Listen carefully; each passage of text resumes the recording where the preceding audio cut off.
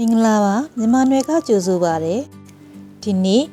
တရသင်္ကေတခေါ်ဝေါ်လေးတွေအကြောင်းကိုပြောပြမယ်နော်အာတရရဲ့သင်္ကေတရေးချကြီးရဲ့အနောက်ကနေခက်ဝိုက်ဝိုက်ကလေးရေးချလိုက်ရတာမို့လို့ရေးချလို့ခေါ်ပါတယ်ဣတရရဲ့သင်္ကေတလုံးကြီးတင်ကြီးရဲ့အပေါ်မှာအလုံးကြီးတင်ထားသလိုရေးရတာမို့လုံးကြီးတင်လို့ခေါ်တာပါဣတရရဲ့သင်္ကေတလုံးကြီးတင်စံခတ်လုံးကြီးတင်ထဲမှာအစံလေးခတ်ပြီးရေးရတာမို့လုံးကြီးတင်စံခတ်လို့ခေါ်ပါတယ်ဥတရရဲ့သင်္ကေတတချောင်းငင်ကြီးရဲ့အောက်မှာဒုတ်ချောင်းလေးတစ်ချောင်းဆွဲထားသလိုသင်္ကေတလေးမို့တချောင်းငင်လို့ခေါ်တာပါဥတရရဲ့သင်္ကေတနှစ်ချောင်းငင်ကြီးရဲ့အောက်မှာအချောင်းလေးနှစ်ချောင်းရေးဆွဲရတာဖြစ်လို့နှစ်ချောင်းငင်လို့ခေါ်တာပါဧတရရဲ့သင်္ကေတသဝေထိုး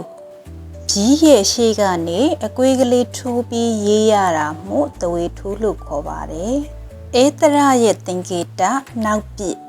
ကြီးရဲ့အနောက်ကိုဒုတ်ချောင်းလေးပစ်တယ်လို့ရေးရတဲ့သင်္ကေတလေးမို့နောက်ပစ်လို့ခေါ်တာပါတချို့ကလည်းနောက်ပစ်ကိုနောက်သွတ်ပစ်လို့ဖတ်ကြပါတယ်ဩတရမှာပါတဲ့ရှေ့ထိုးသင်္ကေတလေးပါရေးချရဲ့အပေါ်ကနေရှေ့ကိုခက်ကွေးကွေးလေးထိုးပြီးရေးလိုက်ရတာမို့ရှေ့ထိုးလို့ခေါ်တာပါအန္တရရဲ့သင်္ကေတတေးသေးတင်ကြီးရဲ့အပေါ်မှာအဆက်သေးသေးကလေးတင်ပြီးရေးရတာမို့တေးသေးတင်လို့ခေါ်ပါတယ်အာတရဤတရဥတရဧတရတွေမှာပါတဲ့ဝိဇ္ဇနှလုံးပေါက်ပါဠိစကားလုံးဝိဇ္ဇတနီယနဲ့မြန်မာစကားလုံးပေါက်ဆိုတာကိုပေါင်းဆက်ထားတဲ့နာမည်ပါဝိဇ္ဇတနီယဆိုတဲ့ပါဠိစကားကတော့အဖြစ်ဖြစ်တဲ့အရာကိုတားမြစ်ခြင်းသဘောပါ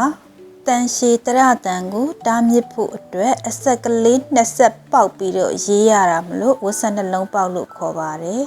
တန်တူတရလို့အတိများကြတဲ့ဣတန်တရတွေမှာပါဝင်တဲ့အောက်မြစ်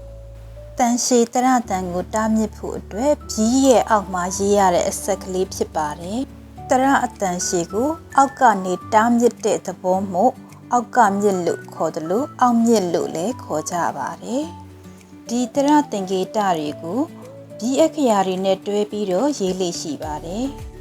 ပြီးရဲ့ရှေ့ကရေးရတဲ့တခုတည်းသောသင်္ကေတကတော့သဝေထိုးပါရေးချရှေ့ထိုးနဲ့ဝိဇ္ဇနှလုံးပေါက်သင်္ကေတတွေကိုတော့ပြီးရဲ့နောက်မှာရေးပေးရပါတယ်ပြီးရဲ့အပေါ်ကရေးရတဲ့တရသင်္ကေတတွေကလုံးကြီးတင်စံခတ်နောက်ပစ်နဲ့တေးသေးတင်တို့ဖြစ်ပါတယ်တချောင်းငင်နှစ်ချောင်းငင်နဲ့အောက်ကမြစ်တို့ကိုတော့ကြီးရဲ့အောက်မှာရေးရပါတယ်ဒါလောက်ဆိုရင်တရသင်္ကေတနဲ့ခေါ်ဝေါ်တွေကိုသိသွားလောက်ပြီနော်တခြားသူတွေလည်းသိရအောင်ဒီဗီဒီယိုလေးကို share ပေးလိုက်ကြပါအောင်နော်မြန်မာနွယ် YouTube channel လေးကိုလည်း subscribe လုပ်ဖို့မမေ့ကြပါနဲ့နော်အဆုံးထိကြည့်ရှုပေးလို့ကျေးဇူးတင်ပါတယ်နောက်ဗီဒီယိုလေးမှာပြန်ဆုံကြမယ်နော်